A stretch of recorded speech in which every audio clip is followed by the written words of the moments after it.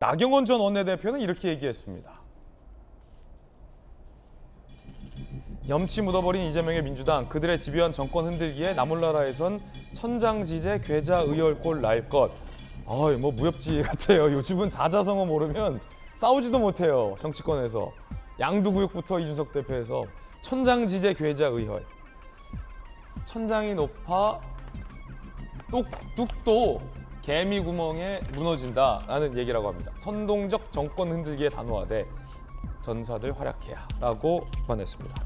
정은혜 의원님, 네.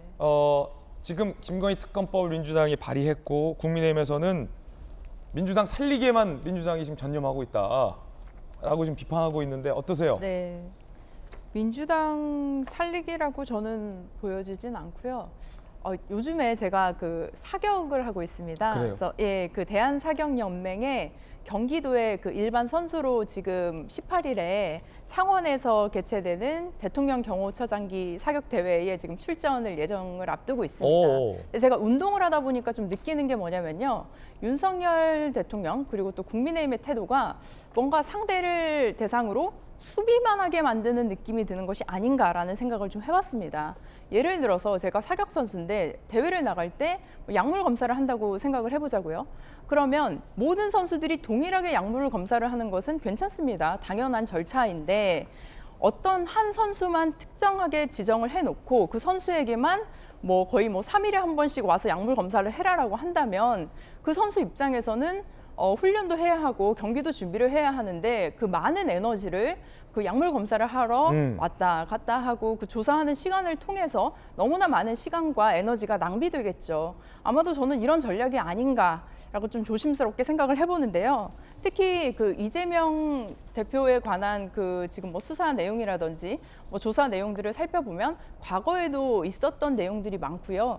그리고 과거에 어떤 조사나 수사들이 이루어졌을 수도 있던 내용들이 많은데 꼭 대표가 돼서 그 대표가 되고 난 그 이후의 시기였고 그리고 지금 대통령이 되고 당선이 된 사람에게는 또 당선이 된 그 가족들에게는 우리가 국민들의 그 여론이 있습니다. 국민들이 수사를 해야 한다고 특검을 해야 한다고 하는 그 여론은 지금 무시가 되고 있다고 생각을 합니다. 지금 그 박범계 그 의원께서도 말씀하신 부분 중에 지금 그 야당의 그 당내 인사에 한 20여 명 정도가 또 수사를 받고 있다는 그 당내 얘기가 있습니다.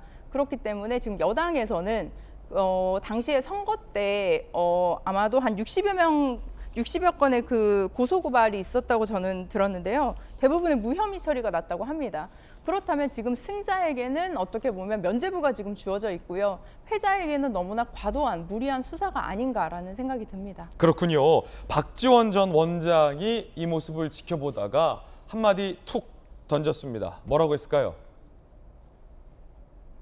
과연 이렇게 여야가 제1야당 대표를 기소하고 대통령 부인을 특검으로 간다고 하면은 나라가 살겠느냐 이거죠. 이렇게 가면은 나라가 망한다고 생각합니다. 여야가 진검승부를 할 게 아니라 빨리 여야 영수회담을 통해서 쌍특검으로 맡기고 대통령과 이재명 대표는 경제 민생 물가 문제로 가자. 맨날 그 국회가 나서서 싸우니까 일이 진척이 안 되니까 쌍특검 하라. 이재명 대표 의혹 다 특검 같이 하고 김건희 특검법만 할 게 아니라 국민의힘도 김건희 특검법 받고 이재명 대표에 제기되는 모든 의혹들 쌍특검으로 가면 되지 않냐라는 게 박지원 전 원장의 비판이었습니다. 국민의힘의 박정하 대변인님, 지금 민주당 문재인 정부의 검찰에서 털어서도 안 나왔다는 의혹이잖아요. 네네. 김건희 여사에 그렇죠. 대해서 국민의힘이 말하는 게 그럼 쌍특검을 해도 김건희 특검법을 받아도 의혹이 나올 리 만무할 텐데 국민의힘 논리대로라면 김건희 특검법 그러면 자신이 있다면 받고 대장동 등등 변호사비 후원 의혹 등등 성남FC 의혹 등등 쌍특검 하면 되는 거 아니냐라는 게 지금 박지원 전 원장의 제안이에요? 답답한 소리들 하시는 것 같아요. 그러니까 박지원 원장님께서도 당신이 뭐가 걸려 있으니까 저런 부분인데 네. 지금 하나 말씀하시는 쌍특검 문제는 지금 9월이잖아요. 예. 아마 9개월 전 대선 한창 진행 중일 때 대장동 난리가 났을 때 이재명 후보, 당시 후보께서 먼저 얘기했던 거예요. 그리고 이 핑계, 저 핑계 거쳐가면서 특검 안 받았어요. 네. 그리고 이제 와서 또다시 쌍특검? 저는 저게 계속 정치적으로 무언가 빠져나가려고 하는 이재명 대표의 그 나름의 전략이다라는 생각이 하나 있고요. 두 번째는 영수회담에 저는 많은 키가 있다고 생각을 합니다. 이재명 대표께서 전당대회 끝나서 대표가 되자마자 영수회담을 하자고 하는데 영수회담이라는 단어 자체가 굉장히 옛날 고전적인 말인데다가 대통령하고 야당 대표가 왜 만나요? 옛날 보면은 영수회담 한다고 해서 그런 식으로 만나면 제가 영어 써서 죄송한데 소위 뒤끝이 좋지 않았어요. 맨날 무슨 딜 뭐 이런 거 거래. 그러니까 결국엔 대통령하고 만나서 내가 있는 문제에 대해서 그런 의혹들 의심들 당연히 할 수 있는 거 아니에요? 여야가 같이 대표가 대통령하고 만나서 뭐 하자 민생 문제 논의하자 그러면 순수하게 받아들일 수 있는데 왜 자꾸 영수회담을 고집을 하시는지 잘 모르겠고 박지원 원장께서 말씀하시는 식으로 저런 식으로 영수회담이 진행이 된다면 저는 그 뒤끝이 순수하고 깨끗하지 않을 거다. 의도가 좀 이상하다라는 생각을 할 수밖에 없습니다. 그래서 저는 이 문제에 대해서는 아까 말씀드린 것처럼 법과 원칙에 따라서 진행을 하면 돼요. 그러니까 이재명 대표가 뭐 전당대회 끝나서 대표가 되자마자 추석을 앞두고 선거법으로 기소가 됐다?